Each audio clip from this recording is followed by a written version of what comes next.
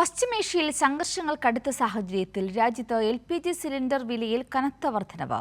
വാണിജ്യ സിലിണ്ടറിന്റെ വില ഒറ്റയടിക്ക് 993 രൂപ ഉയർന്നതോടെ മുംബൈയിലെ ഹോട്ടൽ ചെറുകിട വ്യവസായ മേഖലയിലും വലിയ പ്രതിസന്ധിയാണ്. പശ്ചിമേഷ്യൻ മേഖലയിലെ സംഘർഷങ്ങൾ തുടരുന്നതിനിടെ പൊതുമേഖലാ എണ്ണ വിതരണ കമ്പനികൾ LPG വാണിജ്യ സിലിണ്ടറിന്റെ വില കുത്തനെ ഉയർത്തി. ഒറ്റയടിക്ക് 993 രൂപ വർദ്ധിച്ചതോടെ सिलेंडर विला 3000 കടന്നിരിക്കുകയാണ്.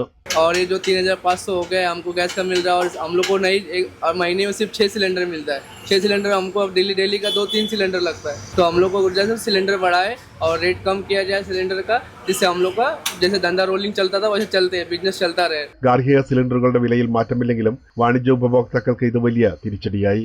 गैस का भाव बढ़ने की वजह से हमारे डोसा भट्टी बंद हो गए, खाना कम हो गए. ഈ അപ്രതീക്ഷിത വർധനവ് ഹോട്ടൽ മേഖലയെ കടുത്ത സമ്മർദ്ദത്തിലാക്കിയിരിക്കുകയാണ്. ഭക്ഷണ വില ഉയർത്തേണ്ടി വരുന്ന സാഹചര്യമാണെന്ന് ഹോട്ടൽ ഉടമകൾ പറയുന്നു. सबका रेट भी बढ़ाना पड़ रहा है इस आइटम के ऊपर. बहुत सारा आइटम हम लोगों ने बंद करके रखा है, तो कस्टमर तो आके पूछते हैं, रिटर्न जाते हैं, तो गैस भी सब ब्लैक में लेना पड़ रहा है. तो यही लफड़ा चालू है, क्या करें. ഇതോടെ ഉപഭോക്താക്കളും ഹോട്ടലിൽ നിന്ന് അകന്നു പോകുന്ന സ്ഥിതിവിശേഷമാണ്. മൂന്നാം തവണയാണ് വാണിജ്യ സിലിണ്ടർ വില ഉയരുന്നത്.